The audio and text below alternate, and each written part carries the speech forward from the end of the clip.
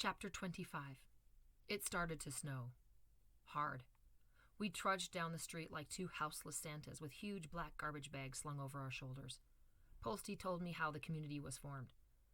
May, Taps, Sparks, and a couple of us had been talking about getting organized for years. But you know how it goes. It was just talk. We didn't do anything about it. Our houses were flimsy but livable, nailed together with whatever we could find. There were the druggies and alcoholics and thieves and hooligans coming and going, getting out of the cold or hiding from the cops. It got a little rough sometimes, but we managed. Then 9/11 happened. That changed everything. The transit authority, city cops, and the feds came down and booted us out. Why? Because most of the infrastructure of New York City lies underground. If some wacko terrorist planted a couple of bombs beneath, it could kill thousands of people.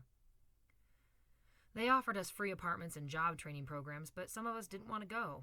May argued that we knew the underground better than the authorities could ever know it. If they left us in place, we would be able to tell them if something was going on. Homeless security, she called it. Homeland Security didn't get the joke.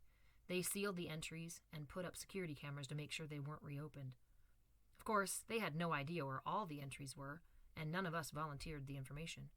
We tore our houses down, moved into apartments miles from each other, and 14 of us were back under the streets within a week. We went deeper. We found a place to rebuild that no one could find. We set up some ground rules, or I should say underground rules. We finally got organized. Posty stopped and started looking through his little red day pack. Let me tell you the difference between a house and a home. A house or a condo or an apartment are structures. A home is family and has absolutely nothing to do with what it's made of or where it is. Which do you want? The hood or the blindfold?